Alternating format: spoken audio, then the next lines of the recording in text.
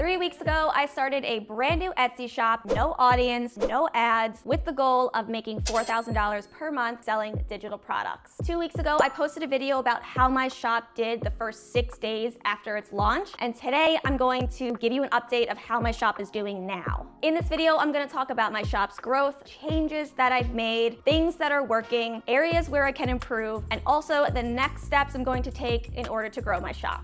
Let's get into it. Okay, so here's what my stats look like after the first 6 days. I had 19 visits, 1 order with a conversion rate of 5.3%, and my revenue was $7.79. And by the end of 6 days, I also had 5 listings published on my shop. Now, 3 weeks into my journey, I've had 145 visits, 7 orders, 4.8% was my conversion rate, and my revenue is $57.43.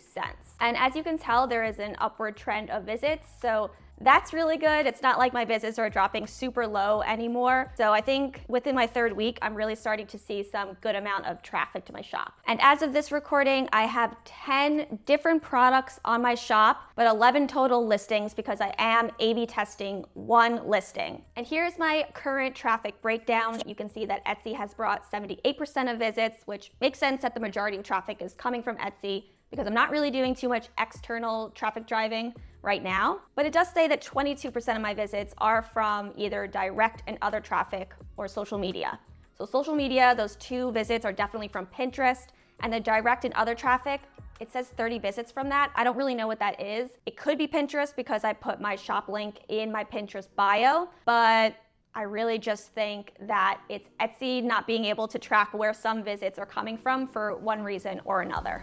Okay, so let's get into some of the interesting things about my stats. So I haven't made a single sale on Friday, Saturday, or Sunday. All of them take place between Monday through Thursday, with the majority on Monday, then Tuesday, and then 1 sale on Wednesday and Thursday. So it looks like weekdays, or the beginning of the week especially, is when I get my most sales. If you're making sales on Etsy, let me know down below in the comment section if this is true for you as well.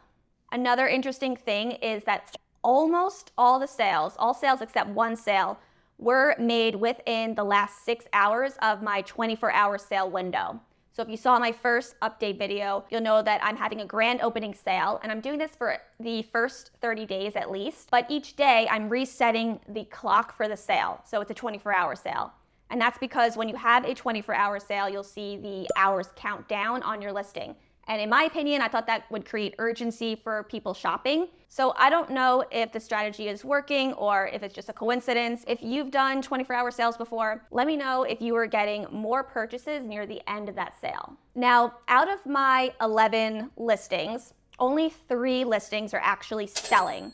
So the first listing that is selling, I launched on January 20th, and it took me 3 days to make my first sale on that listing. The other listing that is selling, I launched on January 26th, and my first sale was February 1st on that product. So that was 7 days after I launched it. And then another product that is selling, I posted on January 23rd, and my first sale was January 31st. So that took 8 days of that listing being live until it sold.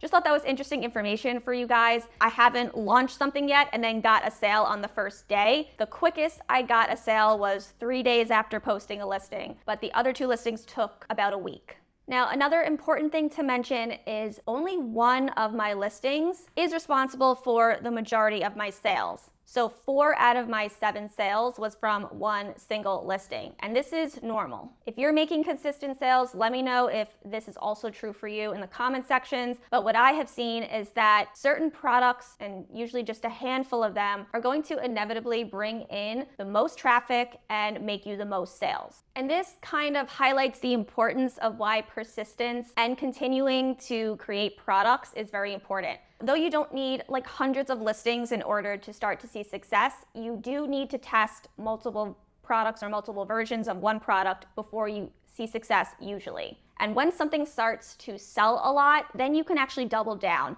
But with that being said, if your product isn't good or it's not something that the market wants, creating more and more products isn't actually going to help you. It's just going to waste your time, burn you out. So that's why market research and product/design validation is important before you actually start creating a bunch of listings. And I'm actually thinking of creating a workshop of some type where we do the market research together, we craft your product and design idea, and then we actually build out the product. That way, by the end of the short program, you actually have something to show for it, which would hopefully be a profitable digital product that actually sells on Etsy. I'm just in the beginning stages of figuring out what the workshop would look like. So if you're interested in something like this, then definitely sign up for the waitlist. I have it linked down below in the description box, and I'll keep you guys posted on what you'll learn, what you'll accomplish, and when it's launching. Okay, now let's talk about what is working. Let's talk about this winning product idea. So now that I have a product that I know multiple people are willing to pay money for, my plan is to double down on that idea. There are multiple ways you can double down, but the strategy I'm going to use first is I'm going to create similar designs. So the same product, but with a similar theme. And if it doesn't work, I have other plans to double down on this listing, which I will share in a future video if that's the route I take. Maybe this isn't important information, but maybe it's helpful. I also want to say that number one, this product idea probably took me the least amount of time to create. And number two, this design idea did not come from looking at Etsy for inspiration. So I didn't really look at competitors. I actually got this design idea from Pinterest. So every day I scroll Pinterest briefly and I just take a look at design ideas that I like. I look at trending aesthetics and I save it to a private Pinterest board. That way, when I'm ready to design, I can go back and look through the different pins and get some inspiration. But I decided to go with that aesthetic because I did see that certain long tail keywords were being searched for on Etsy by using eRank. So I looked for long tail keywords that were being searched for on eRank, and I found the aesthetic that sort of matched that long tail keyword on Pinterest, and then I created the design that way. So when I was getting frustrated that I wasn't making sales with my original product idea, I started to make new products. So I created two new types of products. The first product, I thought, look, it's not really gonna take me a long time to create this. There's a bestseller badge. I think I can compete. There's demand and low competition. Let me give it a go. So it took me 2 days to create this product. The first day, I did market research. I played around with my designs in Canva, and then I found mock-ups for the listing photos. And then the second day, I finalized my design. I did more research for my SEO, for titles and tags.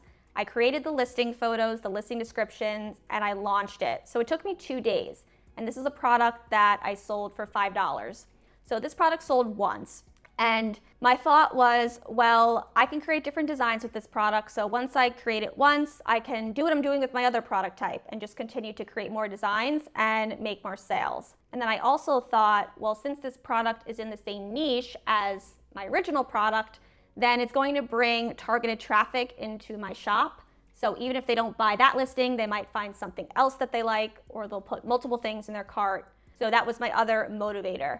But the thing is, I only made one sale on this listing, so I kind of lost the desire to create more designs. So was it a waste of time? I don't know. If it starts picking up, maybe I'll create more designs of that product. But right now, I'm just leaving it on my shop, and I'm not very interested in creating more of that. So that new product type I launched on January 23rd, and the first sale I made was January 31st. So it took 8 days of that listing being live in order to make the first sale, and the only sale.